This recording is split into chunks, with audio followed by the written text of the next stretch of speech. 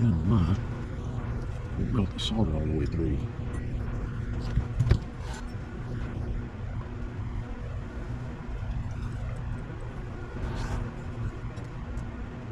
This iron's just not getting hot enough.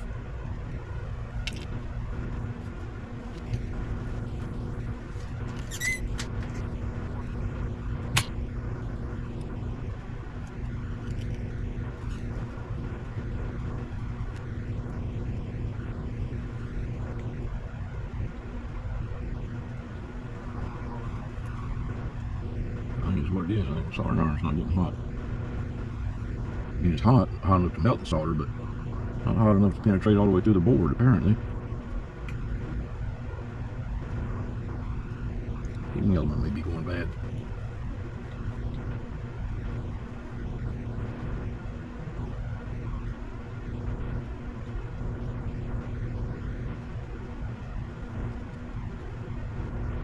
Try this. This didn't work. And I'm going to switch soldering irons. Ah, that worked. That's what it was. I leave it on there long enough, I guess. Because my iron wasn't getting hot enough.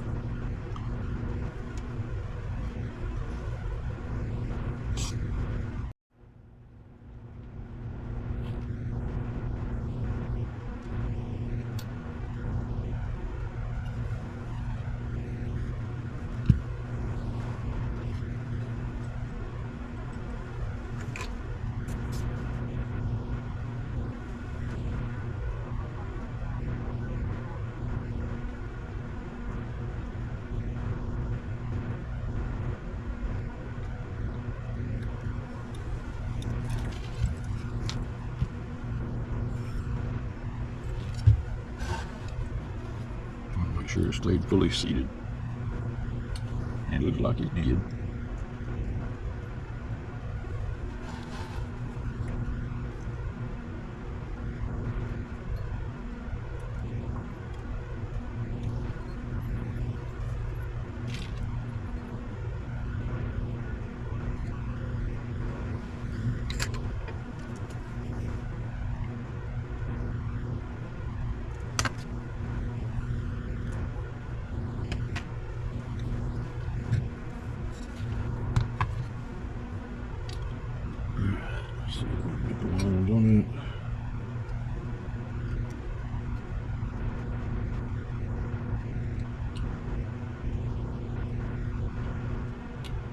Well, there's another hole that didn't get cleaned all the way out.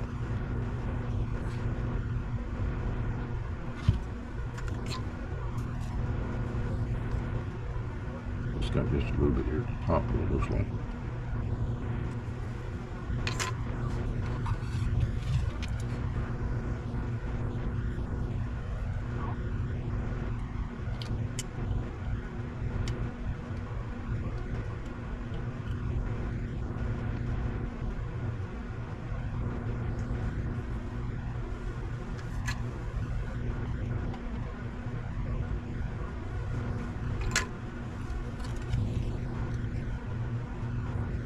Get it and hold it up where I can look through it and see. Yeah, I can see all the way through it.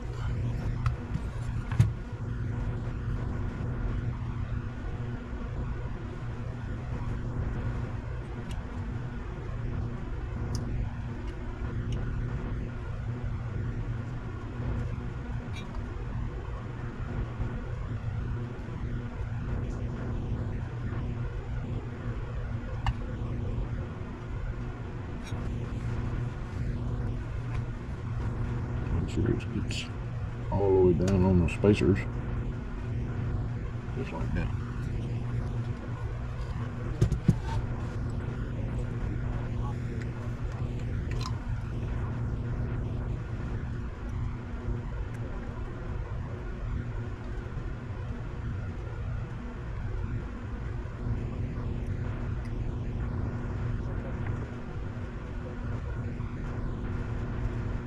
How slow this thing is melting the solder. I think the heating element in this iron is going out. Of course, it's only been in service since, let's see, what is it, August 15th, 2009. So, can't really complain, can I?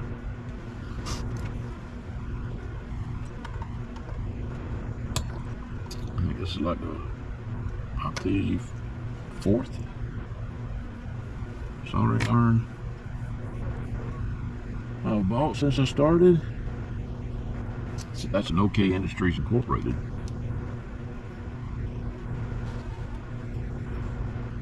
Been a good one. I think they got bought out by Weller, though. I'm not absolutely sure.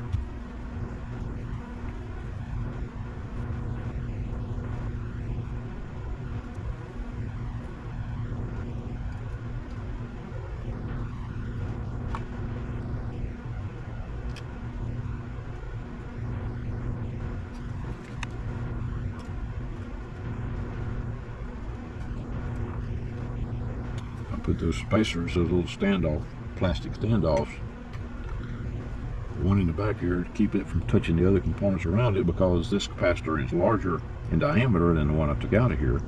Of course, the one I took out of here was a 470 microfarad. This one is 3,300 microfarad. Y'all probably can't see any of that. Anyway, the one I took out of here was 470 microfarad. The one I put back in here is 3,300 microfarad. That's why the diameter is a lot larger.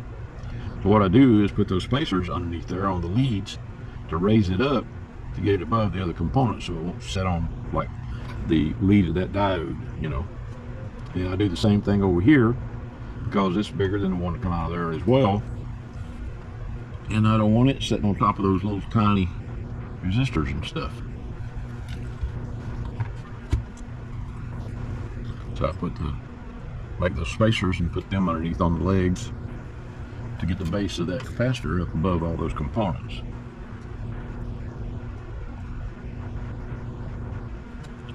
I want to reach around here and press this thing all the way up so it's seated good.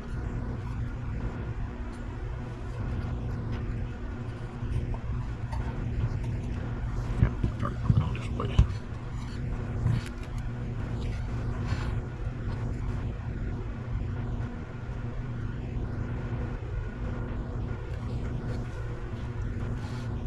I think I got all that on the camera. I can't see with this damn new camera because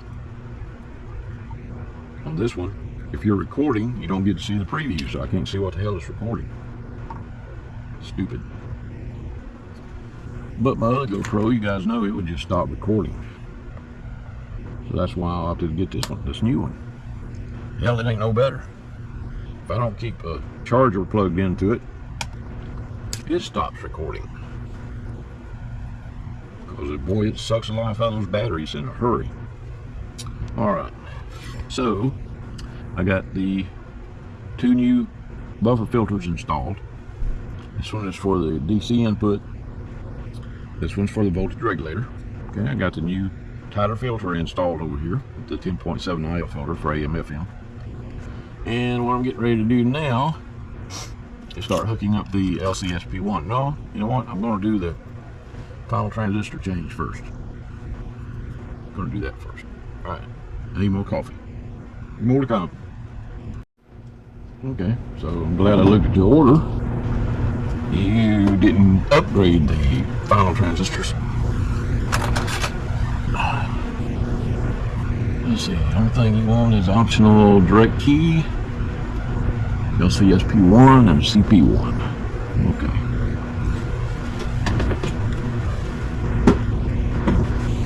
So I'm gonna do well, that's why I took the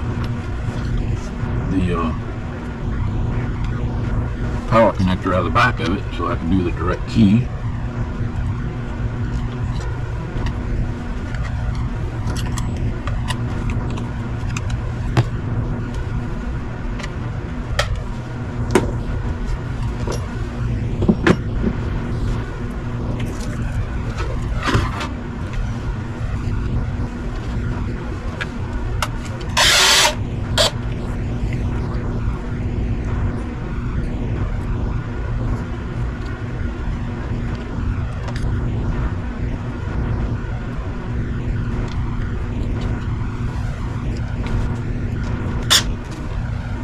Pilot hole first.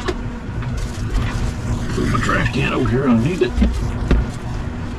And I keep the radio turned like this so that all the little shavings will fall out, go in the trash can. So I'll double check it and make sure that all of them came out with the plastic.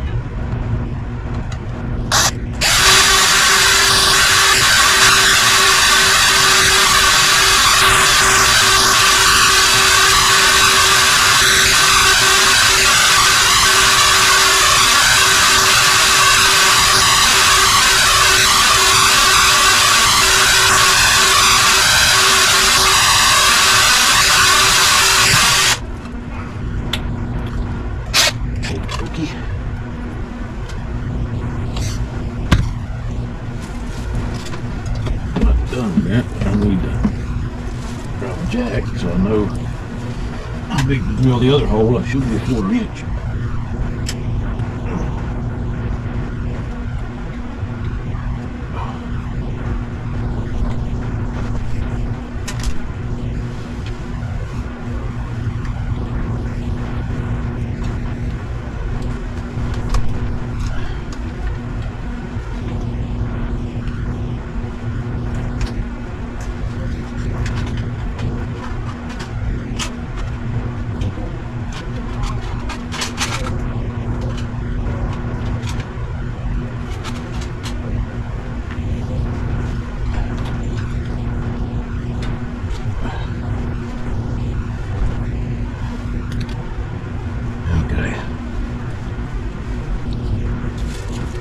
Use those little RCA connectors because they're small enough to fit in there.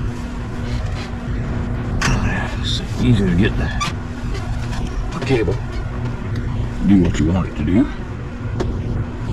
Alright, so I'm going to need 1/4 inch. It's going to be about the second one. I like to use these because you don't have to go very deep in there before you get the hole size that you need. Rather than like a drill bit where that, you know, it's too easy to push way past where you need to. Anyway, you're not going to need this set of Z06s and Z05s. I'm going to put these up, save them for another order. So I was thinking that you had ordered these. Where did that swamp out? But I was wrong. Sorry about that.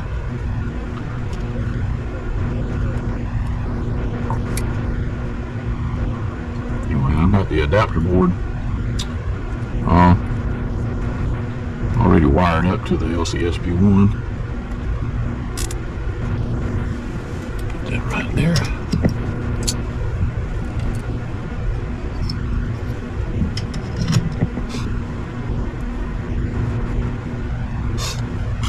Anyway, here's the LCSP1 now. I haven't put the base on it yet. I don't like to do that until after I wire them up, make sure that everything works. There's the adapter board.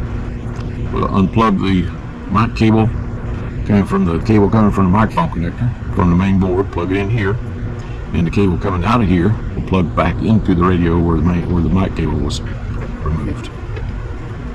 Okay. So we'll do that next. I'm going to get this out of the way first.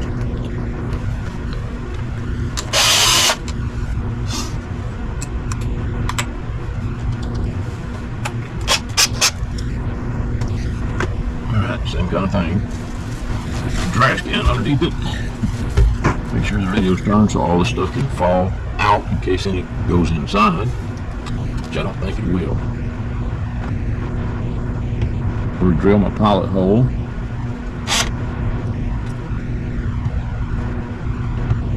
Another reason I like using these is that it finishes the hole off pretty smooth.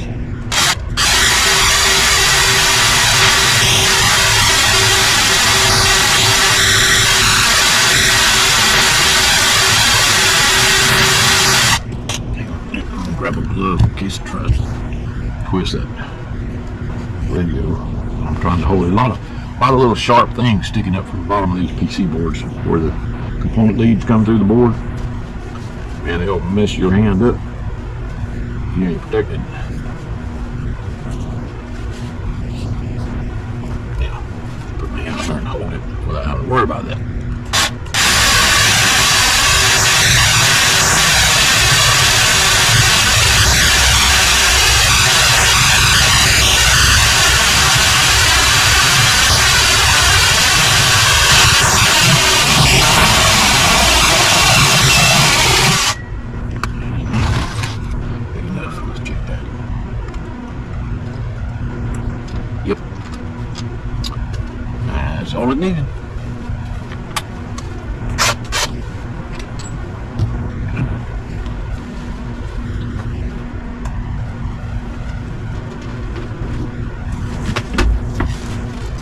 or 4 of these little Black & Decker 20-volt cordless drills.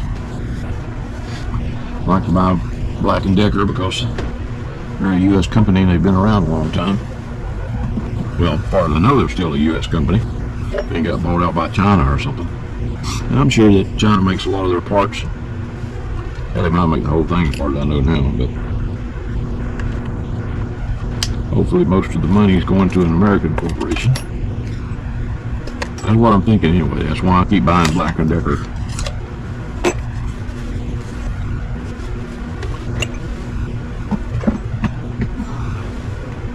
I was a young man in the Navy. The only tools I could afford were the ones made by Black & Decker, power tools, I mean. Well, he's got good service out of them. A lot of people call them junk, but you know, ain't got much money, and it does what you need it to do. It's a whole lot cheaper than a lot of these other things like Milwaukee and DeWalt. I think it's a good value.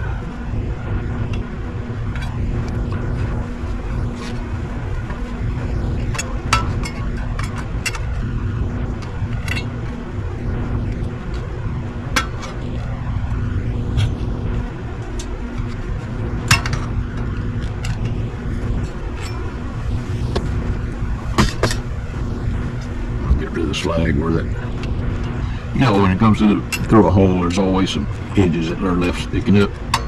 You guys know what I mean.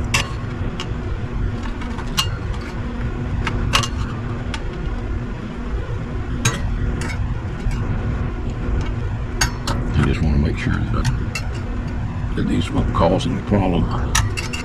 That connector. Kind of like beveling the inside of it.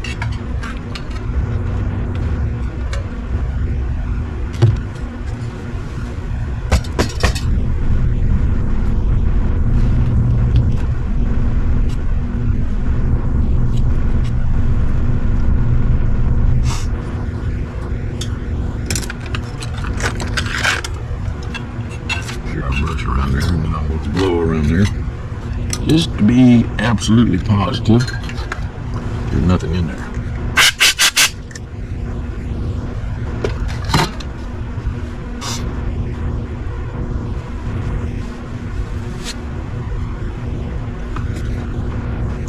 Alrighty.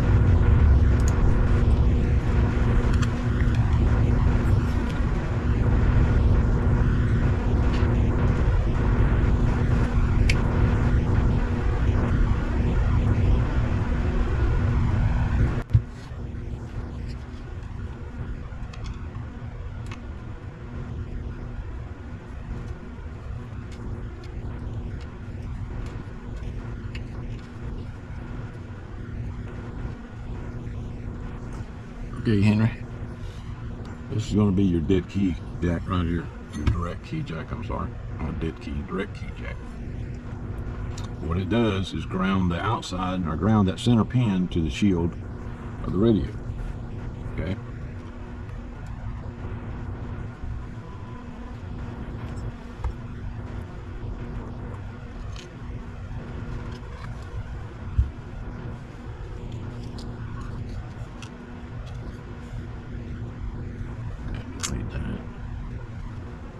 This in, keep spinning that.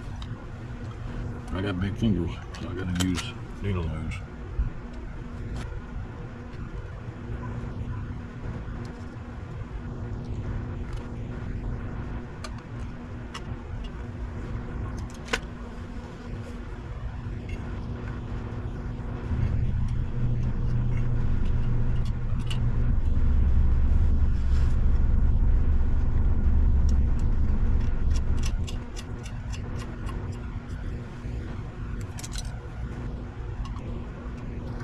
thing fit in that hole pretty snug. In fact, I had to screw it in.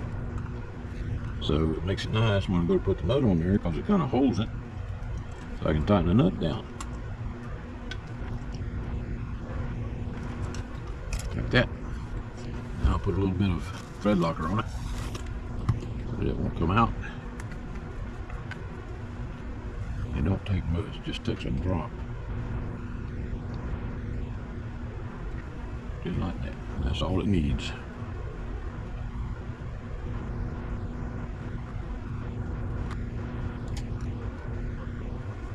I don't use Loctite, I use Permatex thread locker. I guess Loctite would work just as well, but this is what I got.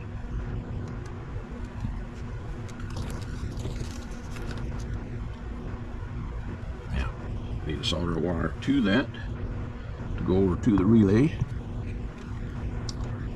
Oh, let me find one here. It's too short. This one here should be just about right.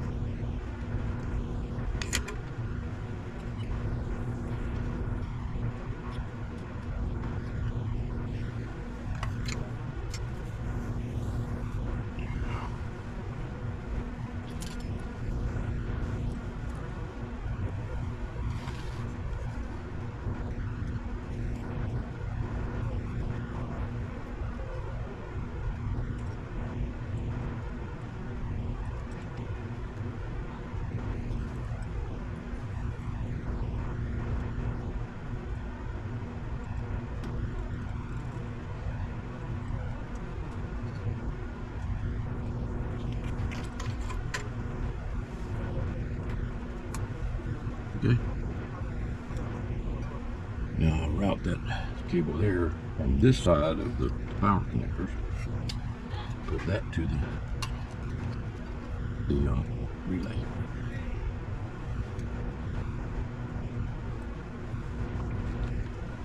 Okay.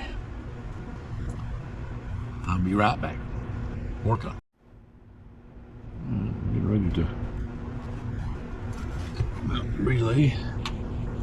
Get a good ground for it. You don't want it to interfere with that adjustment.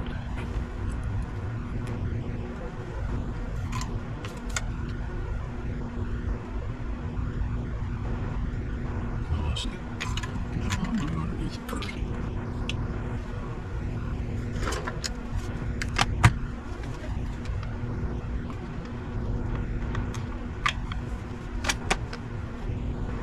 What to do with it? Ain't that something then? Stand there looking at it.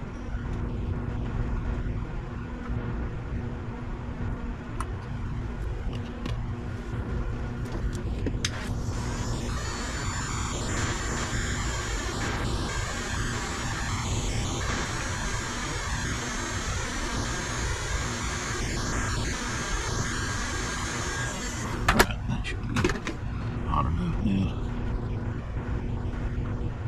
Down here where I want it.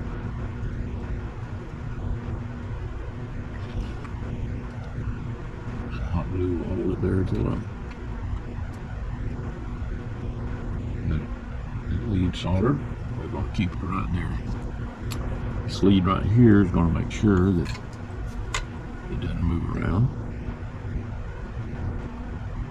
But I'm soldering it to the can because that's our ground connection. Okay. Just like so.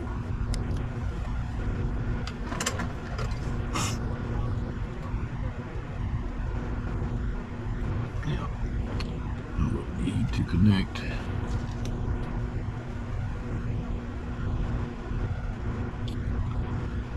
this point there. Let's see, I want one more piece of wire.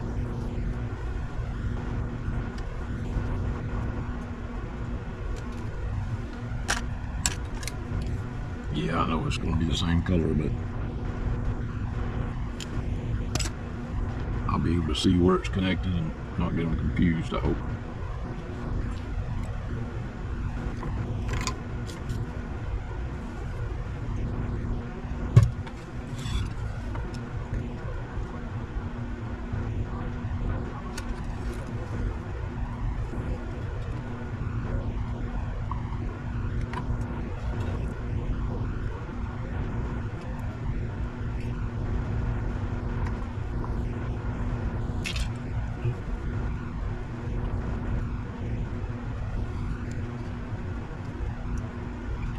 The arm is more shaky today than what it's been being.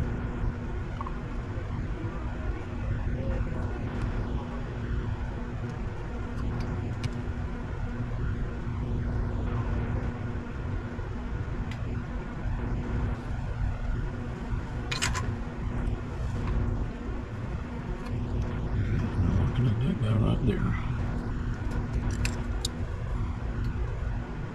That when you key the radio, does the thing with the direct key.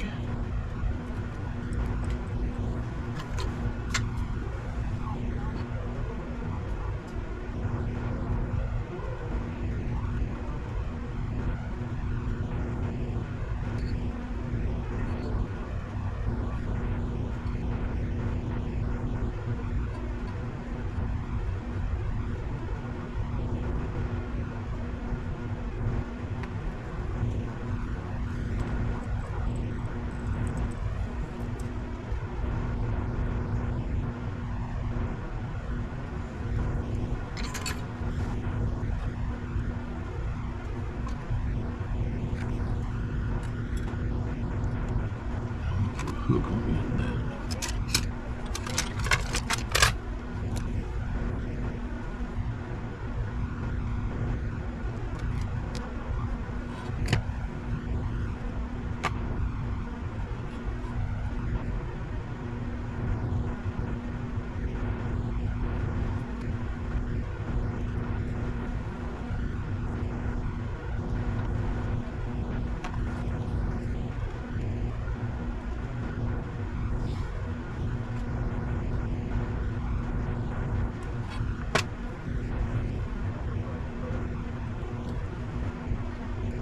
What the hell? Why are you twisting that way? Aggravating the crap.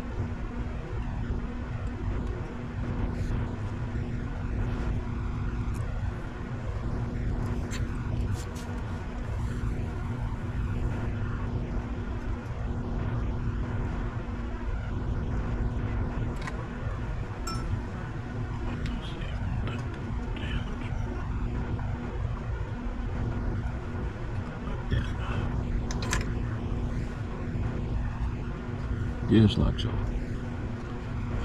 Yeah, I think this is going to go to that side, but I want to make sure before I solder that down. So what I'm going to do is use my meter.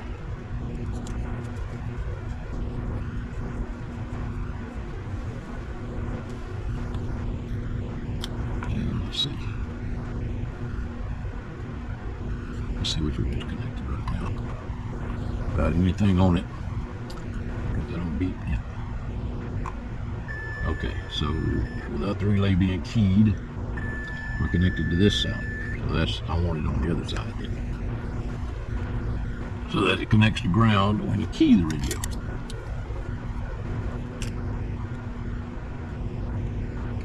This acts like a foot pedal switch for like some of your old amplifiers.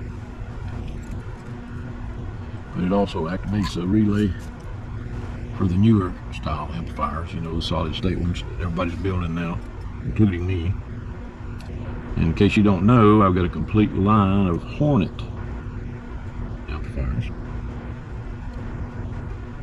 They're, of course, they're called CW transmitters on the website. But you can go there and place an order for one if you want it. My brand is Hornet.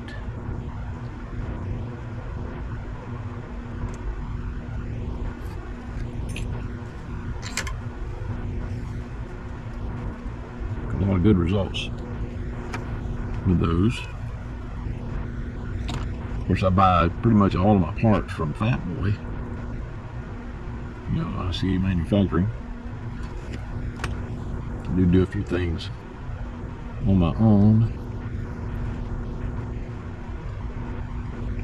like transformer winding, that kind of thing, but all of the toroids, chokes, and everything like that I buy from ICA Manufacturing. He's got good stuff, Sure does. Fat Boy amps, everybody knows Fat Boy amps.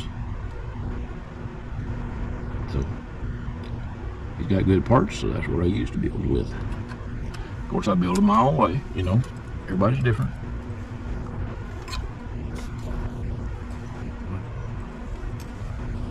Well, I like to put terminal strips on the bottom and solder, not on the bottom. I like to put terminal strips. God damn it. Put terminal strips on the board to mount components to, rather than just have them hanging out in the air. But the ones that hang out in the air have been doing that for decades.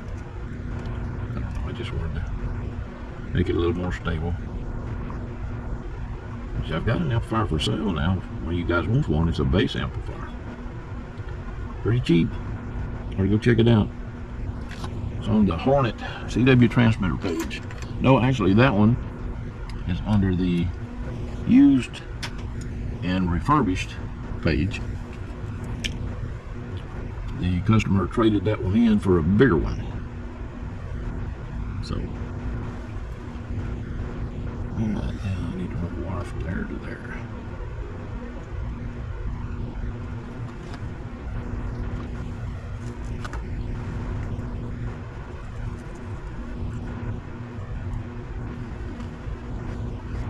This ought to be clean.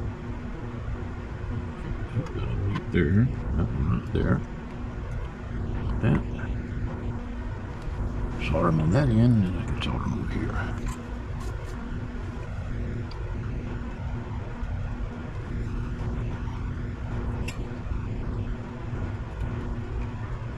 I didn't know that was going to happen.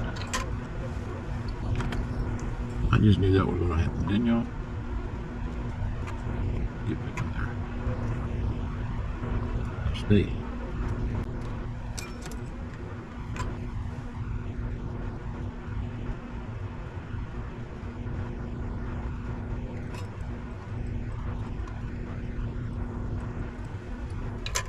This end of the relay here is common.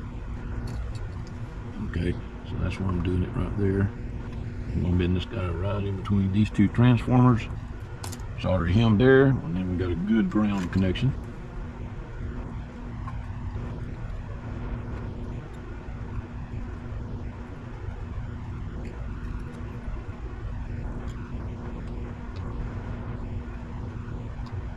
Okay, get on it now. Do I need to turn my iron back up some? I don't like to run my iron as hot as I can, as hot as it'll go all the time, because sometimes there are damaged components on the board if you do that, or damage the board itself. So try to keep the temp turned down just slow enough to get the job done without it taking too long. Now I'll come back here and trim this guy here off.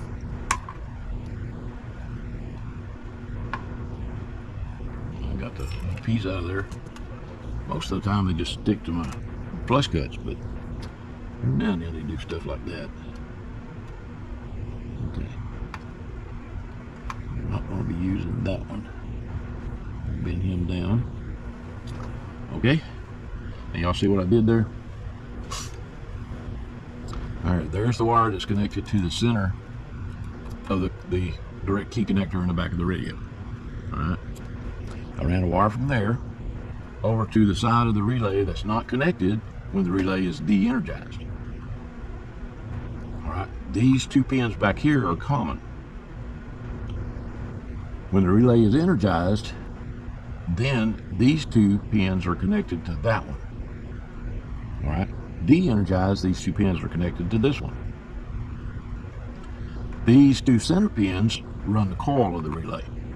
That's why I got one of them bent over and connected to a good ground through this transformer. and I'm got a piece of wire connected to the other side of the coil, relay coil, coming over here to a test point that goes high when you key the radio. So what that does, key this relay, puts a ground on that center pin, does it through the chassis, through the ground, through here, excuse me, and keys your relay inside your amplifier. Okay? Now, I've got plenty enough wire here, I think, where I can go around some of this stuff and get it out of the way. That's what I was shooting for anyway.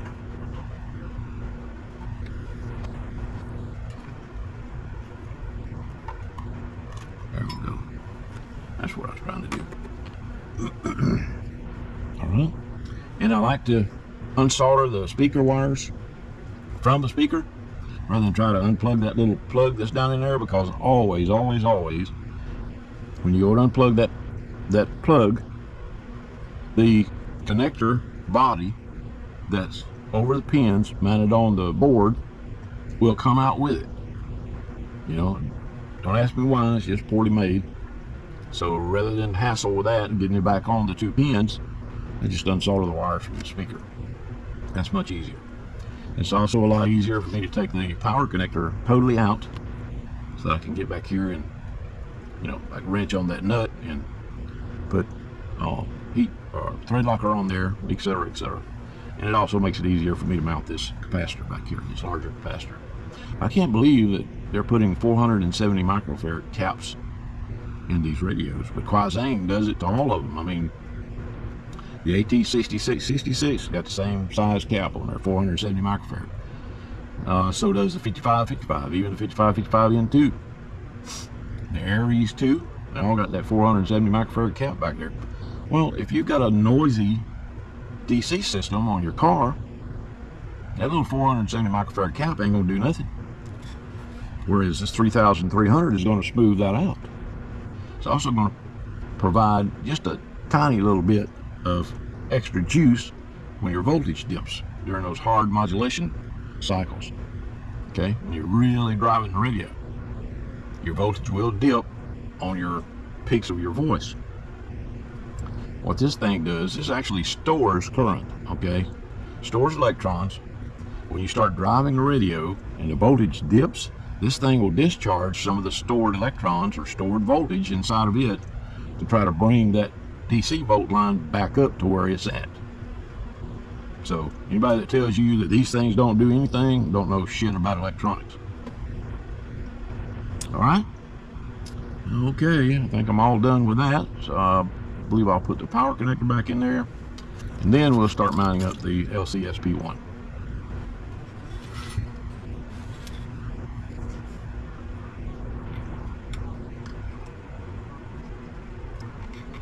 Let's see, let me mount this, plug this thing back in while it's right here in my face.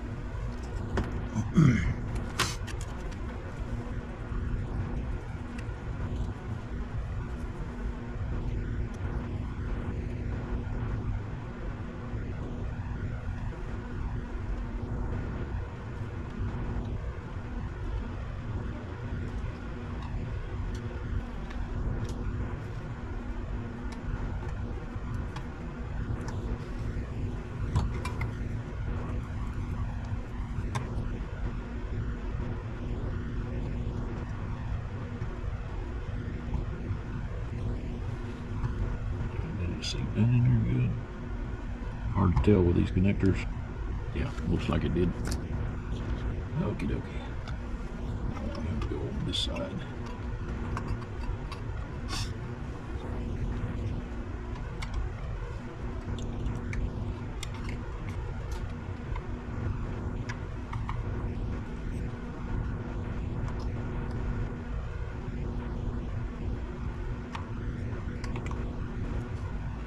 Okay, I want you to go back through the hole where you came out of. Just like that. Give me a hard time here when I'm trying to push it through the hole. Keeps wanting to unplug that in. There we go.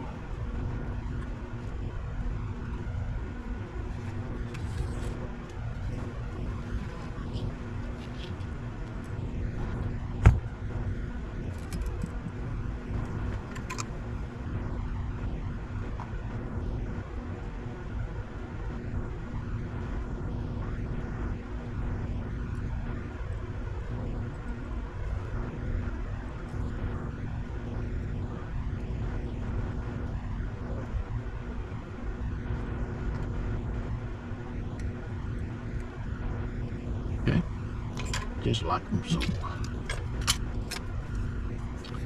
Trim these off.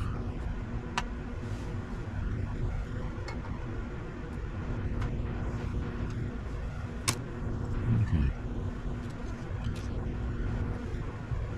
Yeah, they make a neat little nut bracket for these.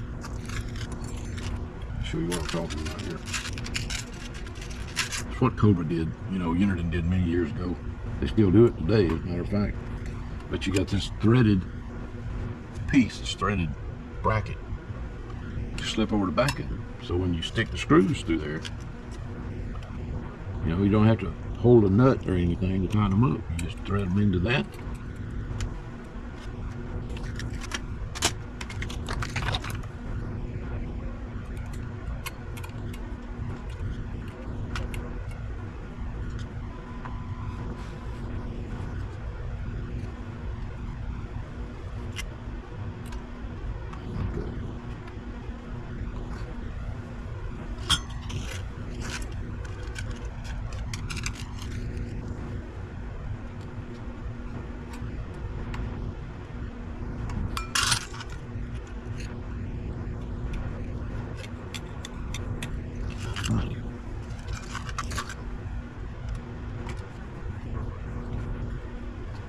Anyway, that makes it really simple.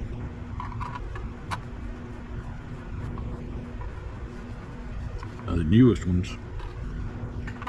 have got that C-type clip that goes on the face of these,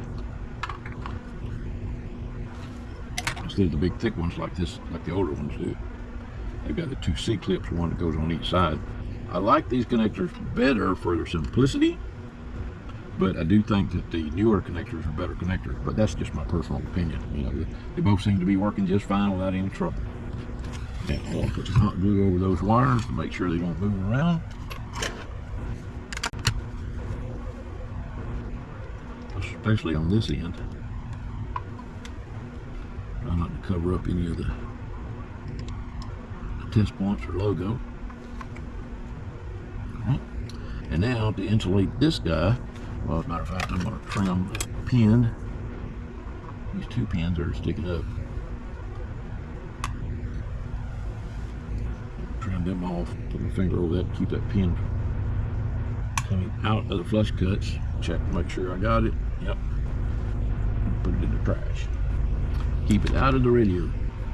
Now, to insulate these, I'm going to cover them with this industrial. This is industrial hot glue, folks. It's not hobby glue. This is something similar to the industrial glue they used to seal cartons with. Okay? But now that's insulated. Nothing's going to touch that. Sort of like a liquid plastic. Alright, I think we're done with that. Time to start the LCSP1 install. I had these, of course, this design, this particular board design is mine, alright? But Ranger, not RCI, but Ranger, the old Ranger, came up with this circuit. I'm trying to remember the model of the radio that they had it in now. I hadn't been trying to think of it, I could have told you.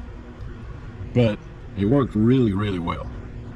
They just put a shield over it. I don't think a shield is necessary, but I had the boxes made up, the metal cans made up to shield this one just in case it was necessary. And I've got the bottom, the lids that I had made up for them too. Okay, that'll be soldered right onto the bottom of that to totally close this off. But before I do that, I want to test it. I want to make sure that it works properly and everything. Once that's done, then I'll finish soldering the PC board in place. There's 4 ground connections around the edge of it that I have to solder in place. Okay, then I'll solder that lid on the can. That's actually the bottom. And it'll go like this. There's 2 adjustments there. There's gain and compression. Okay, and then in order to make installation easier, I had these adapter boards made up. Now what this does is allow me to tap into the mic circuit without having to cut wires or any of that kind of crap in the radio. All I have to do is just unplug this mic connector. See there? See that down enclosure came out with this one. It will go back on there pretty easy, but it's still a pain in the butt to have to do.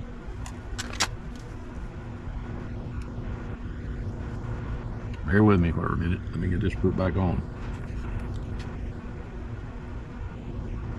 Can't hardly seem to do nothing anymore without these damn magnifying glasses. See, it just slides off those pins way too easy. But this guy here, you plug into the mic in connector on the board. Alright. And then I got another cable that will come out of here, plug back into there. What this does is make it real easy for the owner, the customer of the radio. If he decides he don't like that anymore, or maybe he wants to move it to a different radio, all he's got to do is unplug this. And of course, you got a power and ground connection. The way you're going to turn this on is by switching ground. Okay? So you'll do that by running that wire to a ground somewhere, and we'll run a switch out, probably out the side over here, to turn it on and off. And that's it. You know, and if you decide to move it to a different radio, just take the screw out of it where it's mounted over here. Take this, unplug this where it says mic in, plug it back down in the main board. The connector that'll go from here to there is the same way. You just unplug it down there and then plug this guy back up in there. Makes it real easy to disconnect it from the radio and move it to a different radio, or just take it out if you don't like it. But so far, everybody that has bought one of my speech processors has fell in love with it. In fact, I can't make them fast enough. I have to hand assemble those. Well, you guys saw the video where I assembled these together.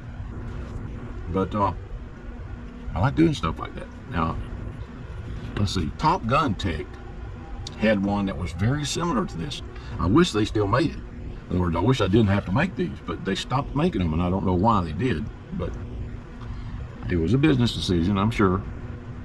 But you know, when they stopped, I thought, oh Lord. So my version 1 that I came out with was an inline version that used an inline op amp. This one uses a NE571 op amp to do it. I think the original design in the old Ranger radios was a NE471. Don't quote me on that, but I believe it was. Okay. There's a relay inside of this. Well, you guys have seen the PC boards. The 2 adjustments, all that stuff has to work together.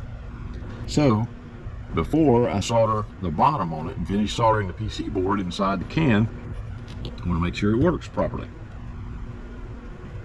But like I said, it's a very simple hookup.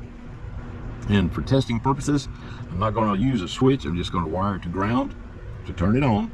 Wire it to positive and ground, turn it on. It runs off 12 volts. So you ain't got to worry about that. You just hook it up to 12 volts. You don't have to look for an 8-volt source or any of that stuff.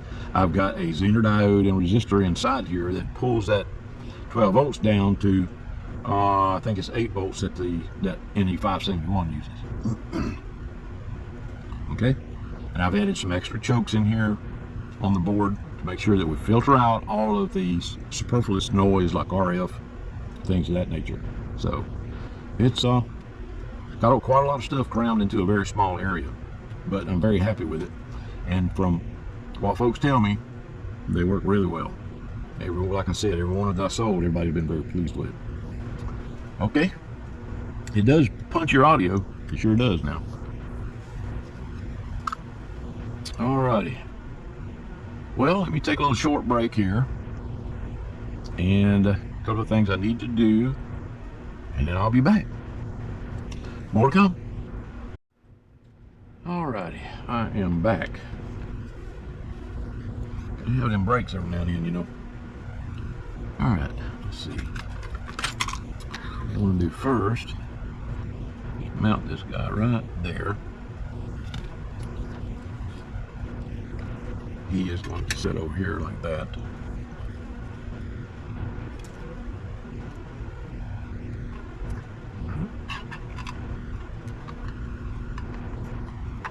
I'll turn him like that and mount him that way.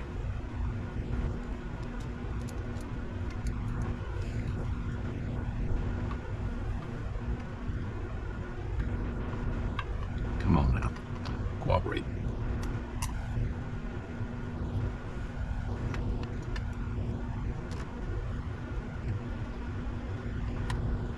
I had to get my glasses changed. It's been a while since I had bought new glasses, and you can tell I just about can't do nothing in these radios without having my magnifying glasses on.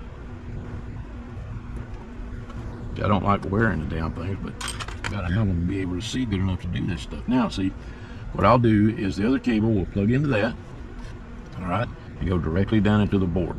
So what happens when you talk on the microphone, your voice from the microphone goes through this cable, all right, gets conducted over to this wire here, goes through the speech processor, comes back out the speech processor, and goes to this end of the board, which has a connector that goes, a little short jumper that will go from here down to the board, and that puts your compressed audio into the radio.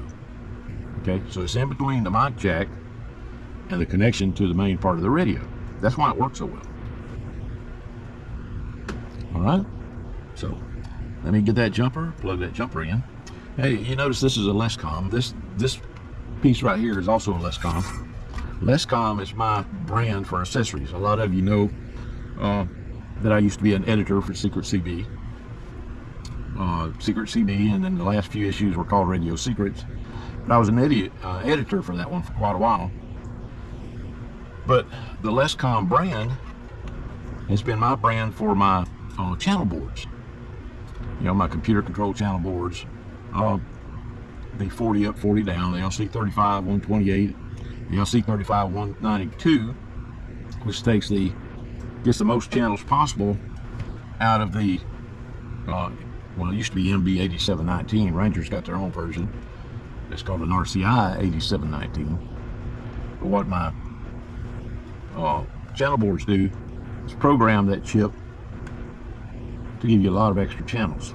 Okay, I've got those for quite a few Galaxies, and all the Cobras, Presidents.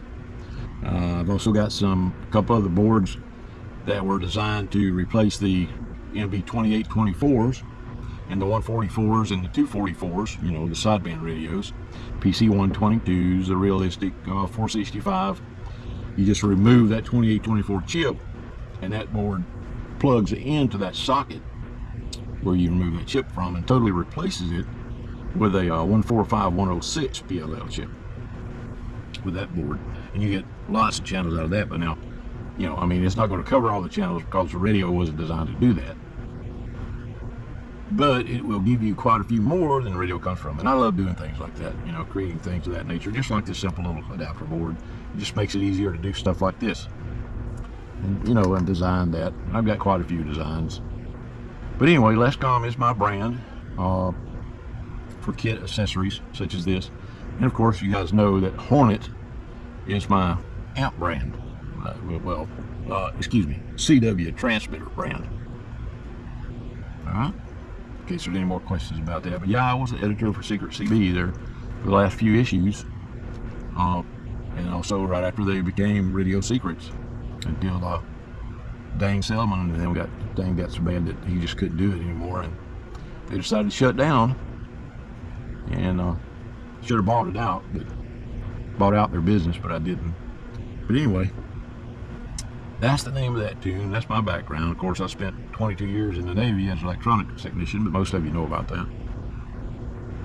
Anyway, all right, enough rambling. Let me get on with this. I need to either make up a jumper or get one, if I can figure out where I put them. Let me go look for it. I will be back. More to come. Okay, so what I decided to do is add a switch. So I can switch it on and off to test it.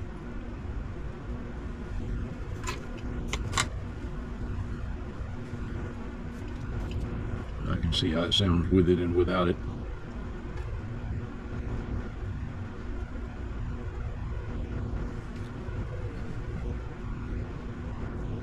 I bought these little switches from Zamico.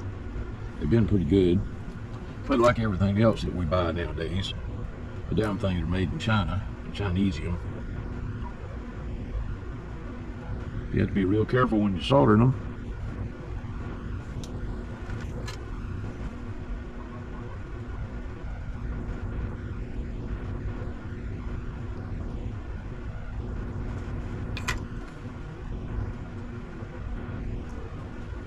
happy with that solder joint.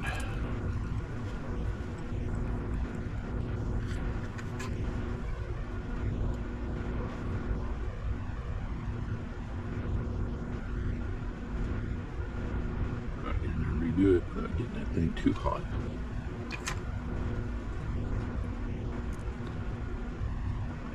And if you get it too hot, this damn switch will not work.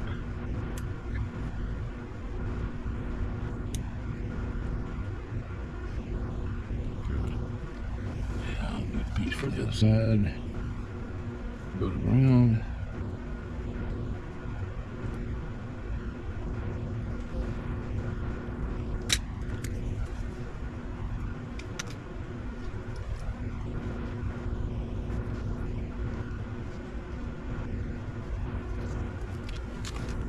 That's old harnesses from kits. What the hell to do with wire? There it is. Old harnesses from kits that are obsolete. So I use the harnesses for things like this. Wipe them away, you know, I mean, still good product. They come in very handy.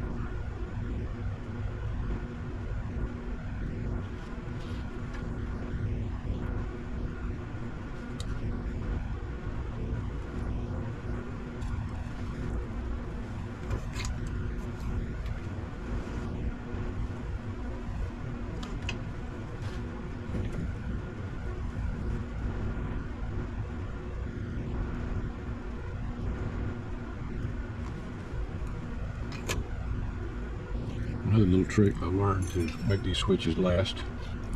Make sure that the switch is off.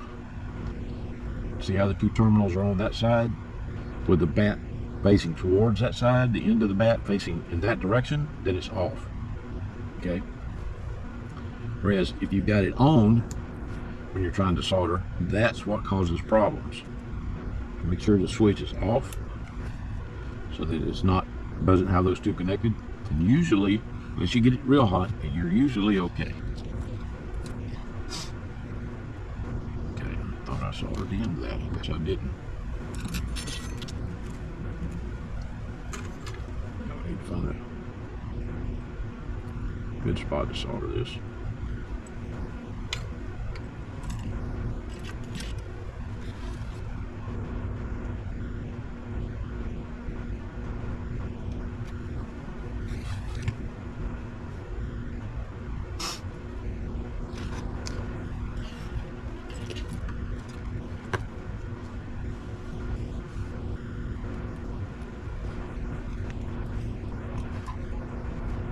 There would be a good spot, don't you?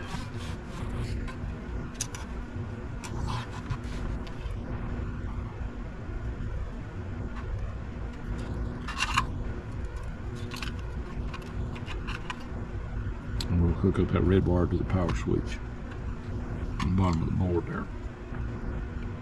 Just need to tighten this down real quick.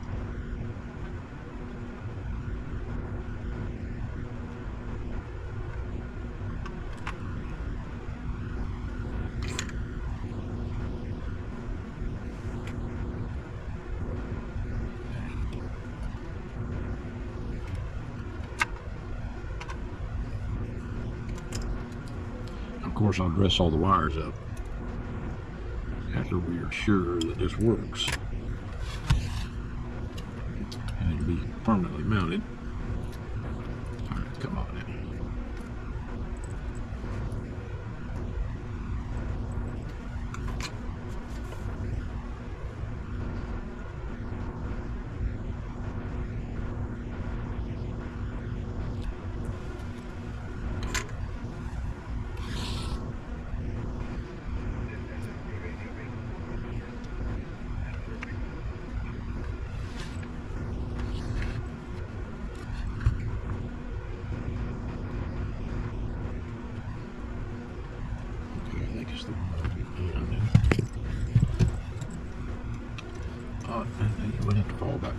way.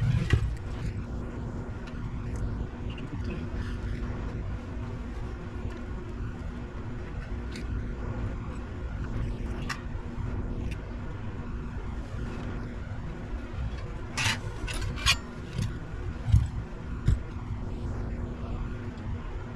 There's that one right there. But I'm gonna hook the power up to it and check and make sure.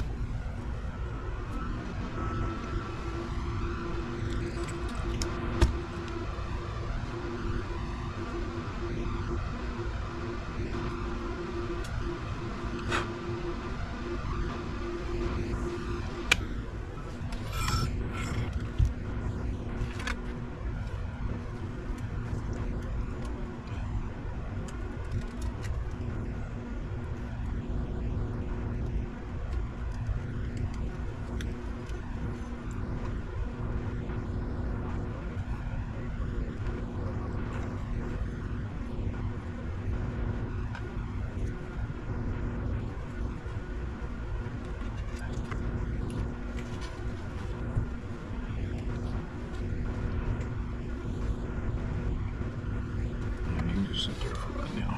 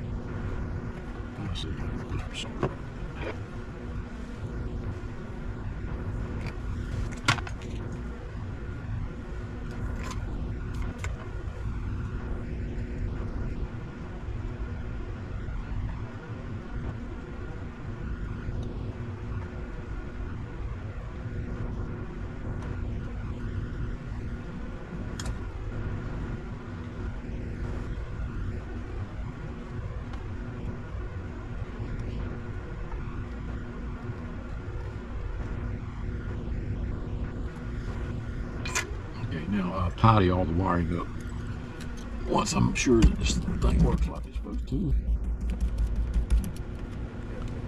So get up to it. All quiet. coaxial cable to the dummy load. All I'm doing right now is just checking the speech processor.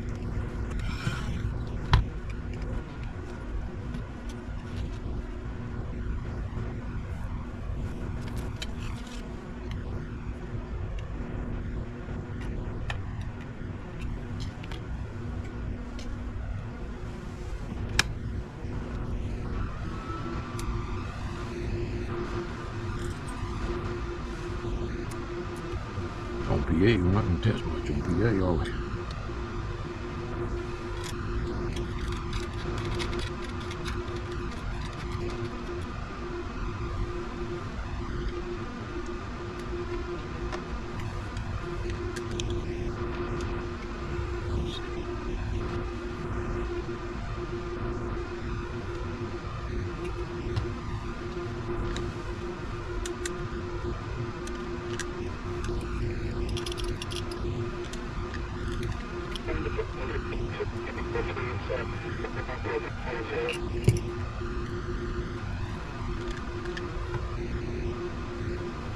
I must have wired something wrong here.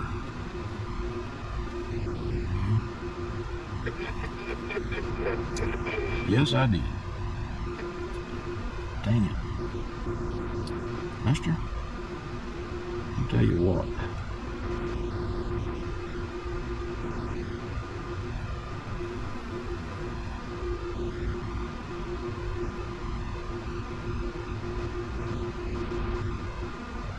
Have to remember, that's facing that way and these are facing this way.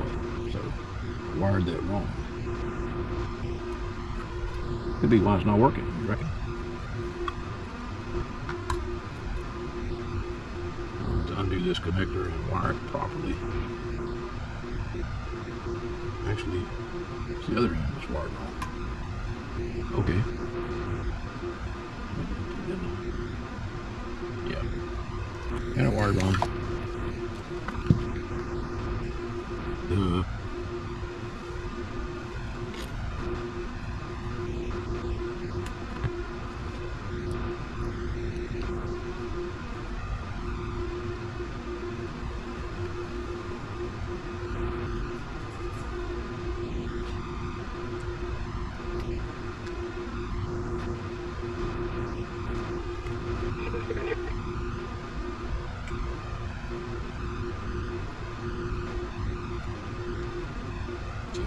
That one turned that way.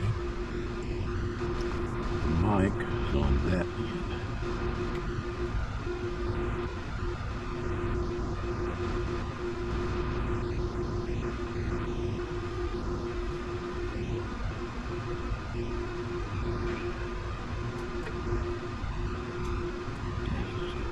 There.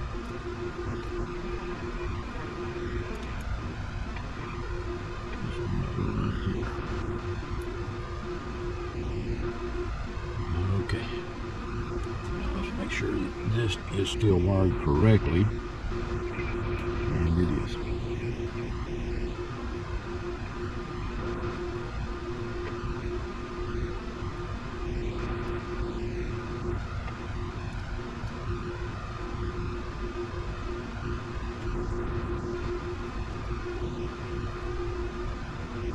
Okay. Turn it off, but I'm probably going to have the pliers to stick down in there.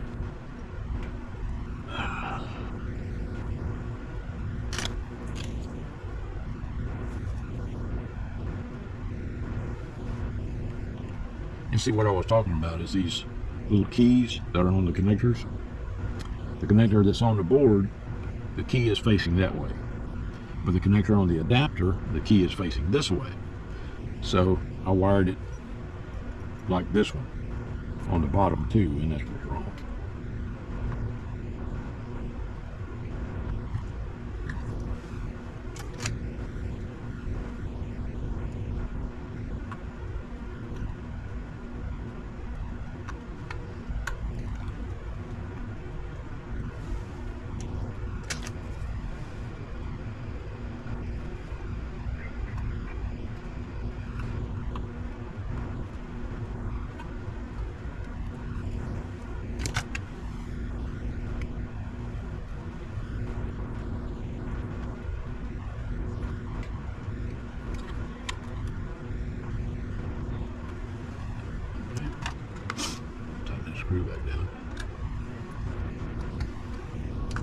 Now then, double check my work. Okay, this one cross-eyed is wired up correctly this time. Let's see. Yeah, look at that. Hello, audio, hello, audio. You know what? I think it's already working. And let's fire up a radio here so we can hear. Let's see. Get on the CB band.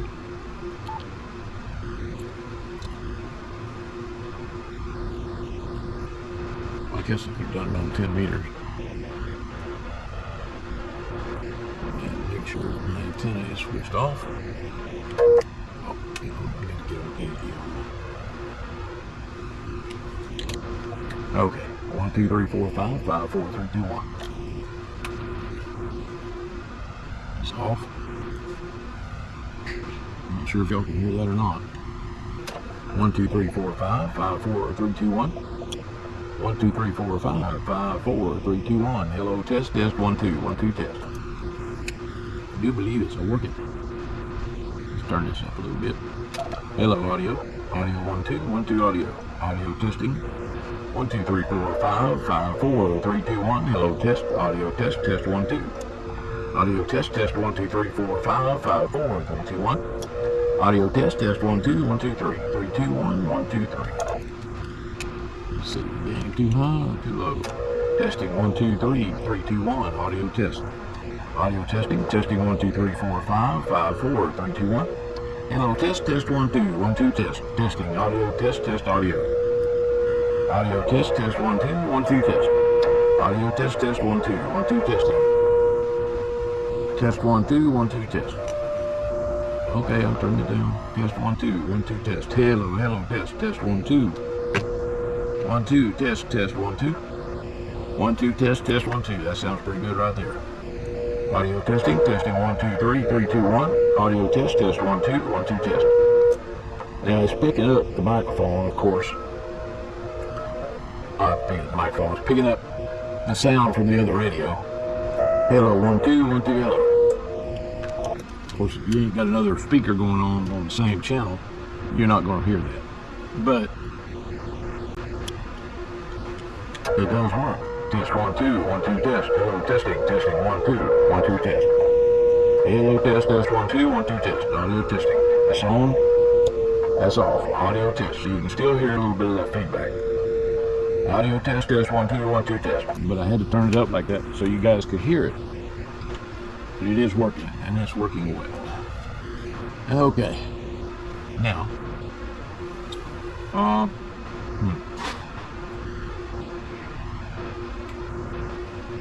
let me see. Probably the best place to put the switch is going to be on this side.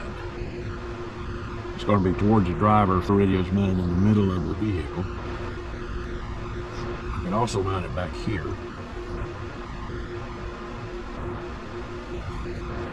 But I do almost all of them like that, and then just use the nut on this part to fasten the case to the radio. Alright, okay, so I'm going to need to punch that out and then mount the switch. I'm probably going to have to turn this guy around this way to do that. So, let me take a quick break and more to come.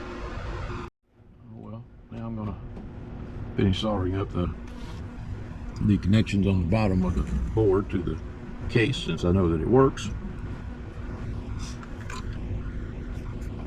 So this is also a Lescom right on a purple board there.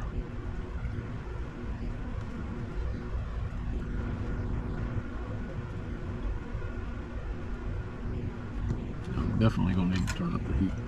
Actually, I'm going to switch to this one.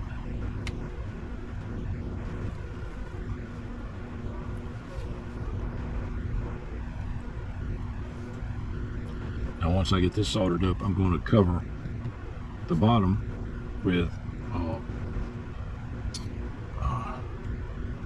it's a clear tape. Dang, I can't remember that. I'll tell you what, boy, Can't remember nothing today.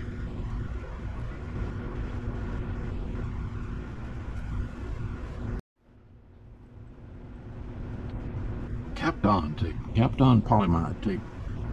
Polyamide film. Kapton. Kapton polyamide. I like to use the stuff from Uline. And the only reason that I do is because I know that Uline is a reputable company. I buy a lot of my supplies, shipping supplies and stuff from Uline.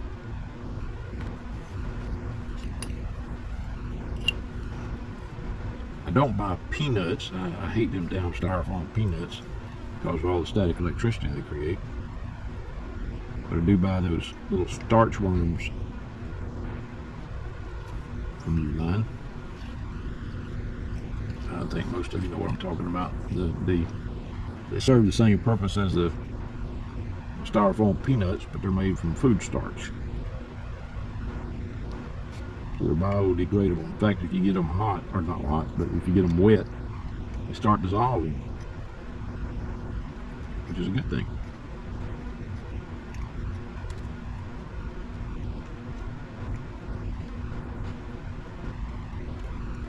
Okay. I'm either going to do that or put fish paper on it. I might just do the fish paper. Now, for those of you that don't know what I mean by fish paper, it's what we call that insulating paper in the telecom industry that I used to work at. In fact, I think I might have some here I can show you.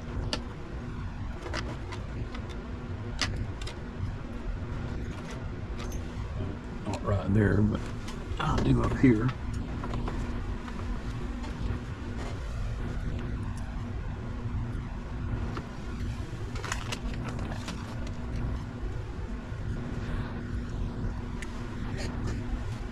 This stuff right here is real thick, almost a not cardboard, but close to it. I think I'm going to use that to insulate the bottom of it. It's pretty thin, but it's also really tough.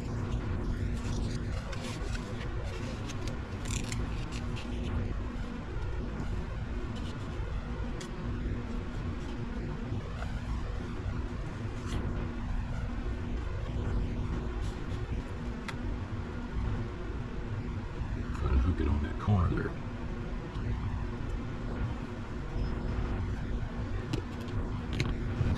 Actually, pencil.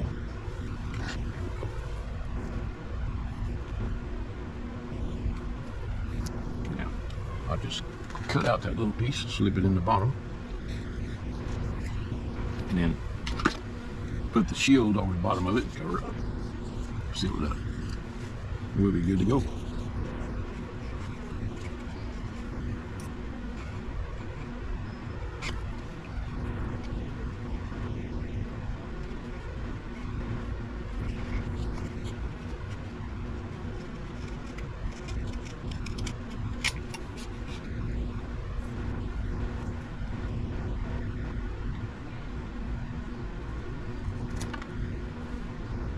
I don't think I drew that crooked.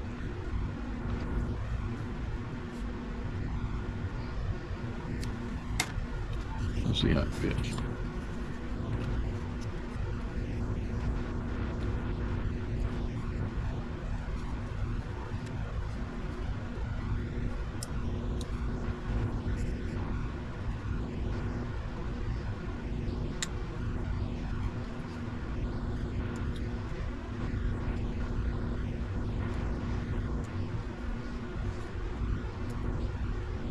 See, that prevents those pins from touching the bottom of the shield. I'm going to save that piece.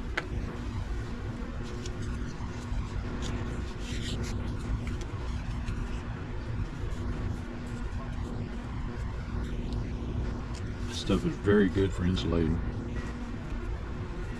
It used to have asbestos in it, but they quit doing that when they found out asbestos caused cancer. So now it's more like a automotive gasket type material. In fact, it works pretty doggone good for gasket material if you need it. But in the telecom industry, we call it fish paper Because if you remember the old markets, they used to have the gray and the pink wax type paper that they would wrap fish up for you. And when you went into the fish market to buy fish, they'd wrap it up in that paper. It was roughly about the same color.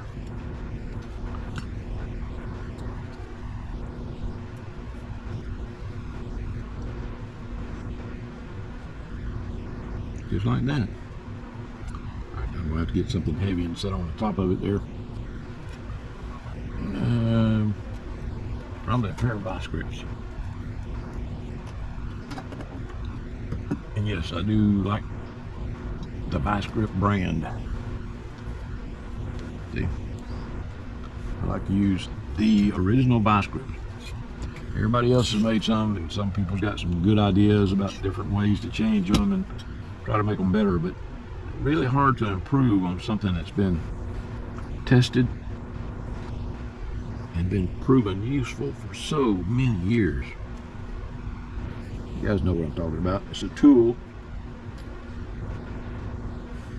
It's worth its weight in gold.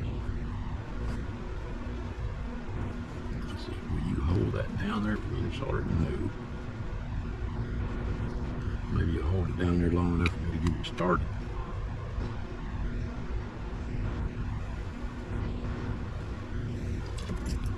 Now, if I can keep from bumping you, then we'll be in good shape.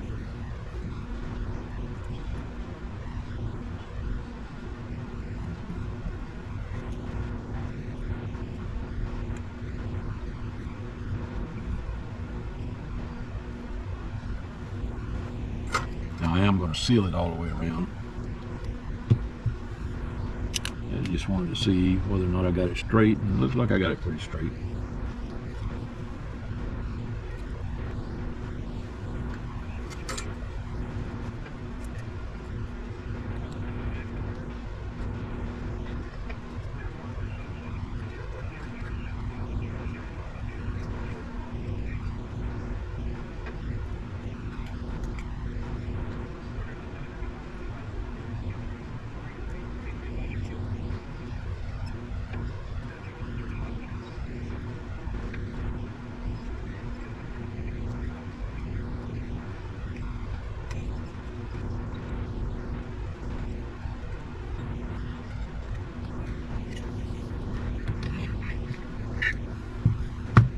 Problem I'm having is that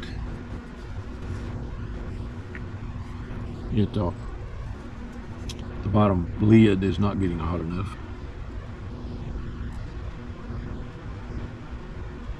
So I'm getting a good solder connection to the top part, the can part, but not to the bottom lid. There, that seemed to work better.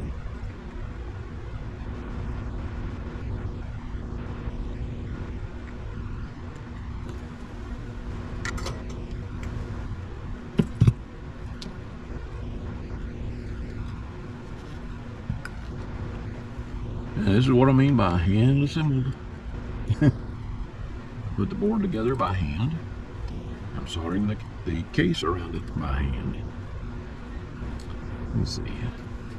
If I move it this way and can get it out over that, so there's a gap between it and the table, that might work better.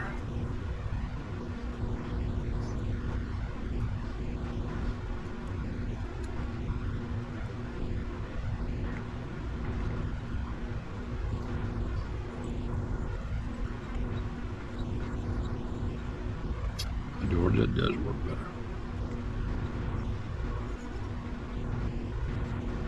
As long as I don't try to go too fast.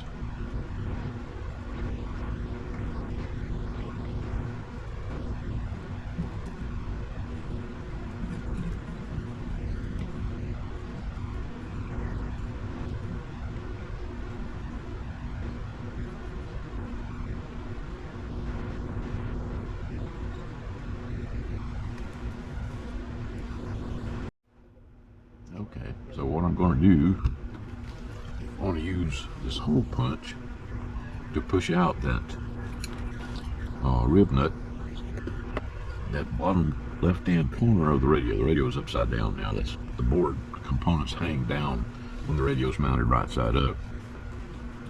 So what we want to do, we want to use this hole right here to mount the switch.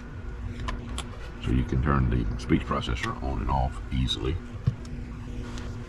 And I've found that using the hole punch works best to push those out.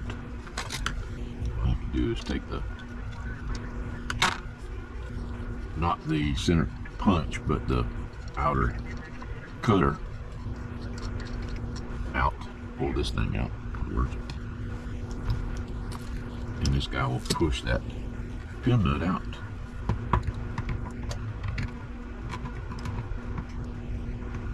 Just like this.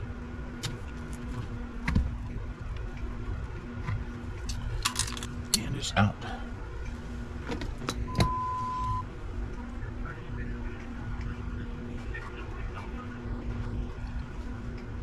Okay, I heard it fall out. Let's see where it went. Must have went under the radio. Don't want to lose it in case we want to put it back in.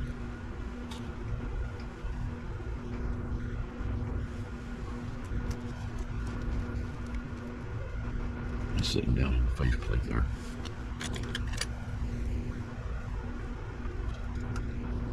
Got it. That's what it looks like. Okay, and I will send that with the radio in a small plastic bag. That if you ever decide you want to put that pin nut back in, use the same type of method, use a punch like I did, or actually use the pin nut tool, which I have one of those, and mount it back inside the radio chassis.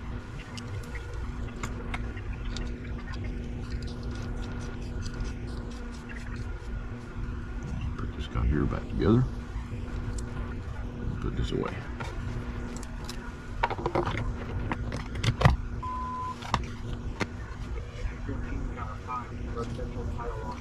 Now those things work well as long as they have tension on them, but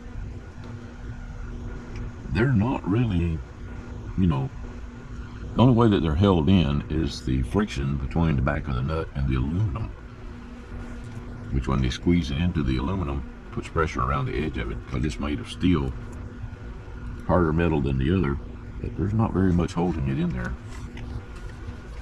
You can see right there. Anyway, this guy here now will become our fastener. You have to be really careful when you put the cover on. The cover has to go on a certain way. Basically, you flip the switch down, slide the cover over it, and then flip the switch back up.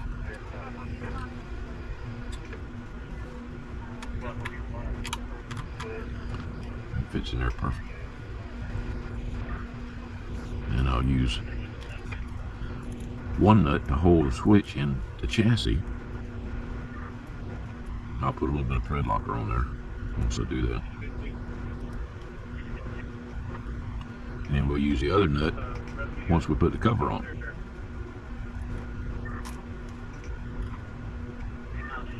These nuts are so tiny, it's hard for me to get them started straight with my big old hands.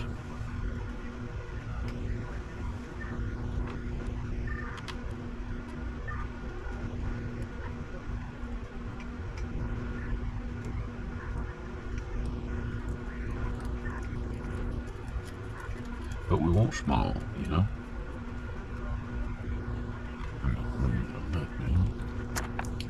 Socket with it.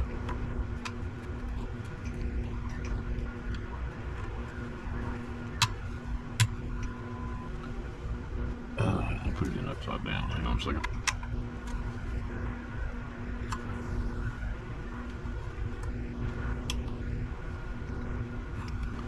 The groove should be pointing downward. Like that. See, that's where the groove is for this washer, which we're not going to use because there's not enough threads on this.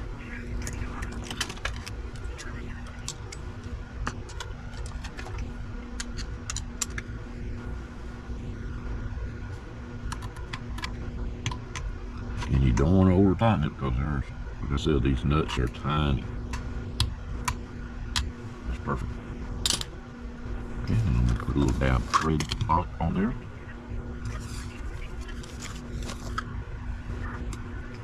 Thread locker. I use Permatex thread locker, the blue Permatex.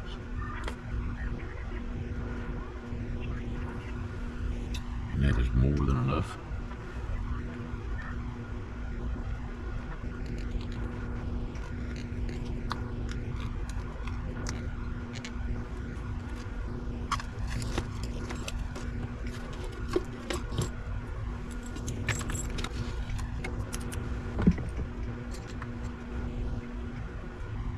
Okay. See this other nut, that's what's going to be, what's going to fasten our cover at the front up here. This guy here, I'm going to use double-sided tape to mount him right there. Oh, you know what? I bet we could put him up here. Yeah, I like that spot better. Make sure there's no adjustments underneath there. There's not. Okay. So I'll mount him there, and then of course I'll tidy up all the wiring. The bat facing up is going to be on. Bat facing down is off. Okay. Now, you had ordered a CP1 to go with this for this radio. I don't think you need it. In the way that this works with this type of radio, it has two of the 4558s in it. One for AM. Well, that's not true. Never mind. I'm confusing it with another radio. But anyway, I don't think you need the CP1. So, Henry, what I'm going to do, I'm just going to refund you the CP1. You don't really need it with the SP1 in this radio. Okay. I'm going to use VHB tape to mount that. When I say VHB tape, I'm talking about the Scotch brand tape. It's the 3M Scotch. It's the same stuff they use to mount emblems on vehicles with. Once it sticks, it doesn't come off. You have to, there's ways to get it off, but boy, it ain't easy.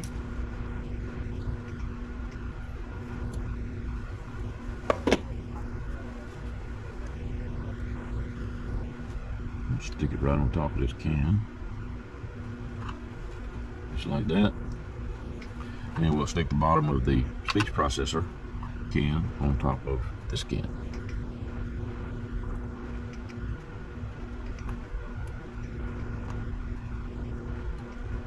Now, I found the best way to get this off is if you can grab an edge of this stuff and stretch it,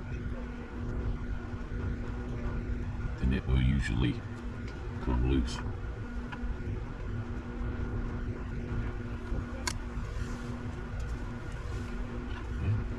I gotta get it straight right where I want it. Make sure it doesn't interfere with the screws, mounting screws. And just stick it right there.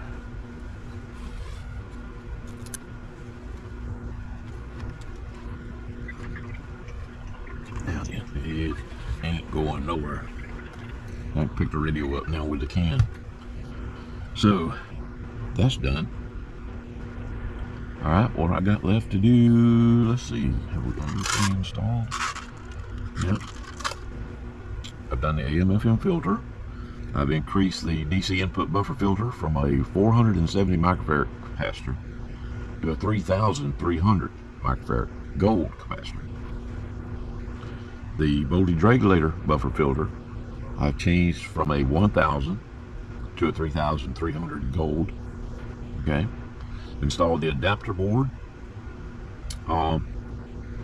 Install the LCSB1 and connect it to the adapter board. Install the switch in the bottom left front screw position so you can turn it on and off easily from the front of the radio. And I need to do the tune-up because I don't think you ordered anything else, did you?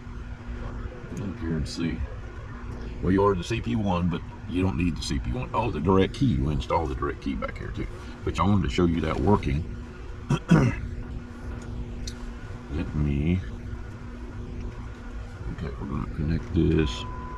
This is ground. All right, I'm going to connect that to the chassis, I think. Right there. Okay. And I'm going to slip this in the center of the direct key connector we put on the back there that I showed you earlier. I'm going to put my test set on beep if it sees continuity.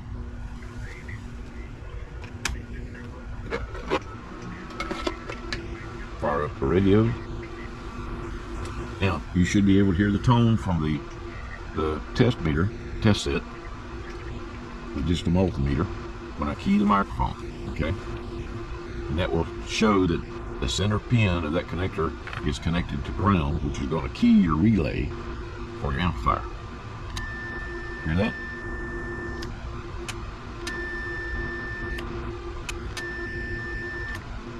Okay. Audio, audio, audio. Oh, it's beating up that 100 watt slug up there. Hello, audio, audio, 1, 2, 1, 2, audio. Audio test. Test audio, audio 1, 2. You can actually see the modulation float up. I turn on the speech processor. You're gonna like the speech processor. All right. So I guess what's left for me to do now is tidy up all the wiring. You know, zip ties everywhere. Make all that mounted, and then do the tune-up. And once I get the tune-up done, just a matter of putting the covers on it and boxing it up. Okay, Henry, almost done, buddy. Let me do all that, and we'll be back to check the power. More to come. All right, got them all dressed. You can see wire ties and everything in there. Got the speaker wires soldered back in place. Ready to put the cover back on it. The tune-up is done. Alright. Let me get the covers back on it, and I'll show you the output power. More to come. Well, let me show you how the cover needs to be put on. Okay. The bat for the switch needs to be down. Alright, something else I wanted to show you too is that I put hot glue all around the switch and on the wires to hold them in place. Okay, make sure that they don't vibrate loose, or to make sure that the switch doesn't turn. And remember, if somebody ever needs to replace that switch, or you know, if you just want to get rid of it, a little bit of alcohol on the hot glue and it'll turn loose of the radio and you can remove it easily. But what you have to do with the cover, you slip it over the switch in that front left bottom hole, slide it over the switch, okay? And on this corner over here, help the edge of the cover, you can't really see that, help the edge of the cover over the edge of the faceplate so it doesn't scratch it up, okay? And presto, there you go. Now all you have to do is put the nut on the switch threads, on the switch bushing, and that corner of the cabinet is fastened. Okay? Alright. Okay, a couple of little things I want to show you before we do the power test. I painted the bushing and the nut around the switch black to match the screws. Okay? And right there is your direct key connector. Okay? When you key the radio, the center pin will be connected to ground or chassis of the radio. Alright, finish hooking it up so that we can do some power checks. Okay, Henry, I got a 100 watt slug in RMS, which is on the left, and a 100 watt slug in PEP, which is on the right. Okay. So we'll be reading on the bottom scale on both meters. The multiplier for the PEP meter is set on ×2. My power supply is set for 14.8 volts. Okay. I'm on channel 20 on AM. Speech processor is off. RF power all the way up. Mic gain all the way up. Okay. Hello, audio 1 2 1 2 audio. And let's see, that's a little over 140 watts. Audio, hello, audio 1 2 1 2 audio. Now you can probably go on up to about 15.5 on the voltage. I don't recommend it because it puts more stress on the components in the radio. But 15.25 you should be fine. I would not run it at 16 volts. Okay, and shorten the life of your radio. Hello 1 2 1 2 hello, audio test audio. Okay, now I'm going to turn the, you know what, I did not turn on the monitor radio. Stand by. Okay, now I got the monitor radio on. Speech processor is off. Hello 1 2 1 2 hello. Okay, I'm going to turn speech processor on.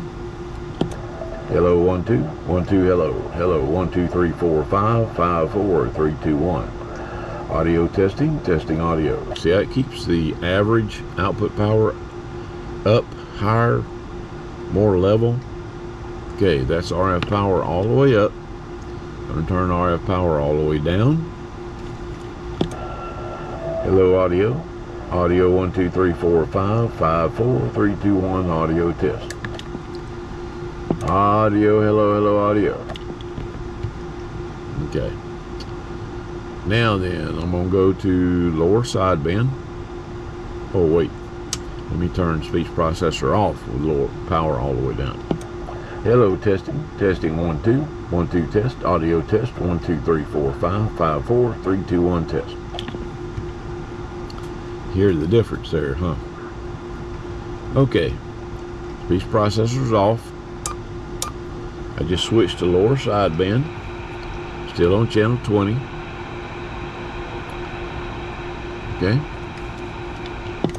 Hello audio 1 2 3 4 5 5 4 3 2 1 audio test. What is that? It's right around 120 watts on sideband. Okay, speech processor off.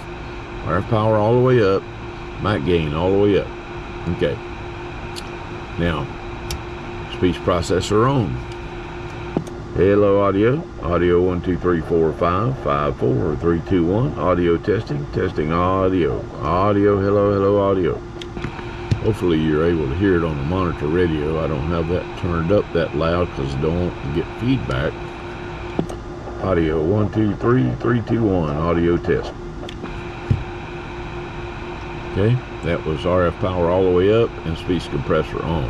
Okay, now I'm going to turn speech compressor off, turn RF power all the way down. Hello audio 1 2 3 4 5 5 4 3 2 1. Okay, now speech processor on. Audio, hello audio 1 2 3 4 5 5 4 3 2 1 test. Okay, RF power all the way up. Speech processor off. Audio 1 2 3 4 5 5 4 3 2 1.